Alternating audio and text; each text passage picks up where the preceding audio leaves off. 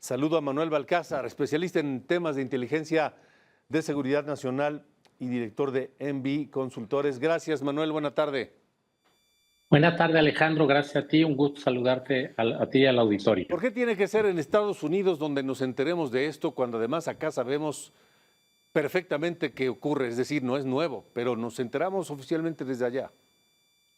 Bueno, me parece que tiene que ver con la tradición de combatir al crimen organizado de una perspectiva integral que tiene Estados Unidos, resultado, me parece a mí, de aquellos años del siglo pasado, donde uno de los principales dolores de cabeza, Al Capone, en su momento con la prohibición de alcohol en los años 20 del siglo pasado, solo pudo ser condenado por evasión fiscal justamente. Creo que aprendieron muy bien la lección y la han venido aplicando por décadas. Aquí en México, recordemos que el antecesor de la Unidad de Inteligencia Financiera, dependiente de la Secretaría de Hacienda, Pablo Gómez, pues hoy está en la reforma electoral y antes fue activista social y político. Y vemos entonces que no hay ese profesionalismo y seriedad que es deseable para poder usar estos recursos y estos instrumentos administrativos y de gobierno en contra del crimen organizado. Déjame decirte también, en descargo de la administración actual, que el titular que actualmente está encabezando los esfuerzos de la Unidad de Inteligencia Financiera, pues sí tiene un perfil de investigación y mucha formación en términos de inteligencia, que parece ser prometedor en contra de los grupos criminales, pero como bien señalabas, estas familias tienen muchos años, más de 20, realizando este tipo de operaciones de lavado de dinero, de estructuras financieras, de ingeniería económica para lavar y trasegar las ganancias ilícitas. Y bueno, me parece que desde esa perspectiva, como gobierno, como país, pues hay una desventaja importante, tanto de tiempo como de formación, que nos explicaría por qué tiene que ser Estados Unidos quien señala estas redes de lavado de dinero que están pues financiando las disputas y la operación de los grupos criminales mexicanos. ¿Es solamente eso, esa falta pues de concentración y de profesionalismo y de especialización, mejor dicho, para llevar a cabo este tipo de investigaciones, o también hay corrupción? Por supuesto que hay corrupción, este es un punto muy importante y qué bueno que lo preguntas. Y además hay una ventana de discrecionalidad y manejo político en ambos países, pero me parece que está más marcado en México. Sobre todo recordemos que en la administración pasada, 2018 a 2024, pues también se señalaron casos de corrupción de muy alto nivel en la Consejería Jurídica, por ejemplo, de la Presidencia de la República, que usaba las instituciones y es más, también se acusó en su momento a uno de los antiguos titulares de la Unidad de Inteligencia Financiera, Santiago Nieto, de haber hecho un mal uso de estas estructuras de gobierno e incluso haber coaccionado a presuntos indiciados para que pues le dieran dinero, que entra en el supuesto de corrupción. No se comprobó plenamente, pero por supuesto que es un tema que está presente y que explica también por qué a unas empresas en México sí se les investiga, a otras no, y vemos esta alta discrecionalidad que al final termina en corrupción y es aprovechada por los delincuentes. ¿Tenemos alguna idea de qué tamaño es la infiltración del lavado de dinero y dinero sucio en el sistema financiero formal? Porque, hombre, pues a veces uno va a cambiar un cheque y le piden casi las radiografías dentales, ¿no? Sí, resulta, claro, y de 3 generaciones atrás, y es imposible, y son montos pues que son de 2 o 3 dígitos, o sea, son cosas que cualquier ciudadano ordinario productivo genera, y uno no se explica cómo estos miles de millones se pueden mover sin que pues levanten sospechas de los bancos, de las autoridades. Recordemos también que el año pasado fue justamente también Estados Unidos quien sancionó a 3 instituciones financieras mexicanas y les retiró la licencia para hacer operaciones internacionales, generando un impacto en los ahorradores y usuarios legítimos en aras de sancionar a los ilegítimos. Entonces, creo que sí hay una cantidad muy importante que se está moviendo, tanto en dinero en efectivo que posteriormente es inyectado al sistema bancario, como el sistema bancario a través de empresas fachada, que pues en distintos lugares se están operando y lugares que se genera mucha riqueza, de manera que no es tan fácil dar trazabilidad.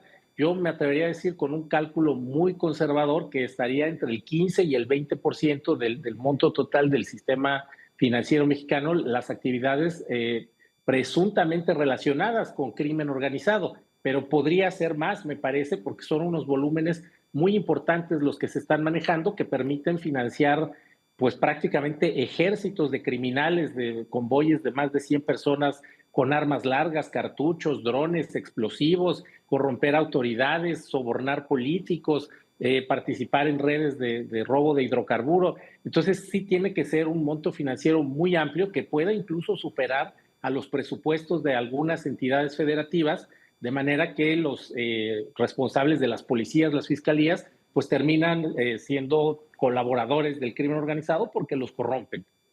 Ahora, esto tiene décadas, Manuel. Estamos platicando con Manuel Balcázar, especialista en inteligencia y seguridad nacional. Tiene décadas esto, Manuel, y parece que no cambia, parece que no mejoramos en nada. Es correcto, son pues años perdidos, me parece a mí, de aprendizaje en términos de cómo se puede combatir al crimen organizado. Y una de las pues conclusiones más contundentes tiene que ver justamente con cerrar el círculo financiero y logístico al que tiene acceso el crimen organizado por la gran cantidad de volumen monetario que mueve.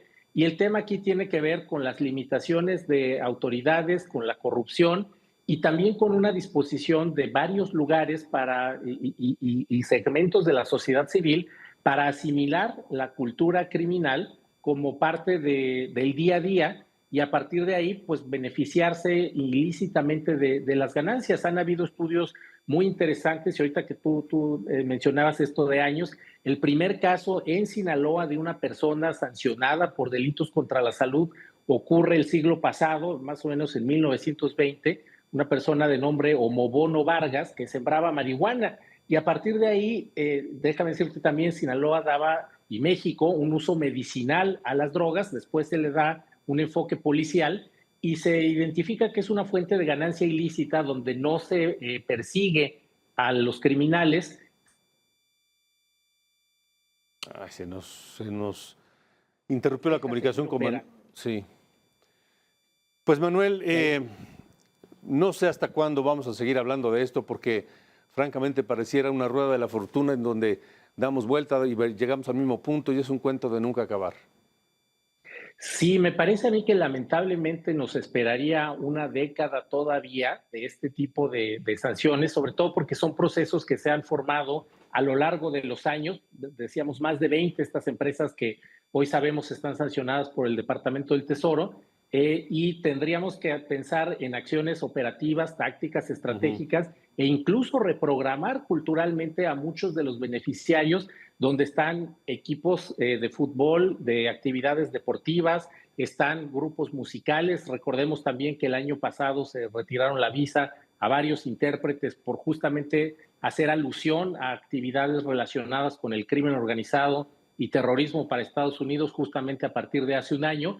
Entonces, son procesos que toman mucho tiempo, pero necesitan un proceso de voluntad política y acuerdo nacional para lanzar un nuevo modelo de interacción. Mientras eso no ocurra, que todavía no ha ocurrido y quizá pueda ocurrir en esta administración después de la mitad del término, quizá podamos empezar a ver con una manera más prometedora.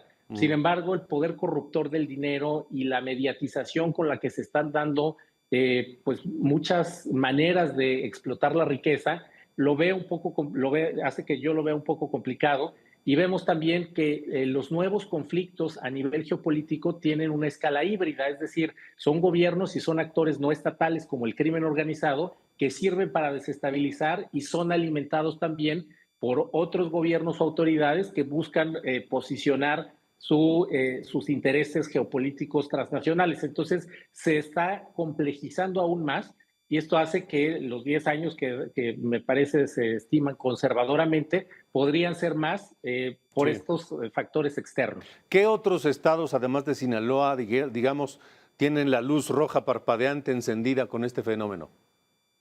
Bueno, Jalisco me parece que es uno de ellos, Baja California Sur en menor medida también, y Quintana Roo, Chihuahua también, aunque eso perdió vigencia con el debilitamiento del cártel de Juárez, pero Quintana Roo también me parece un foco muy importante y vemos que lo mismo ocurre en el sur de la República que en el centro, Guanajuato también en menor medida, pero está ocurriendo sobre todo por el robo de hidrocarburos y por supuesto estados de la frontera norte. Entonces es un tema muy amplio que requiere un esfuerzo integral por toda la cantidad de dinero que está moviéndose por el crimen organizado. ¿Ves a Tabasco en esa lista?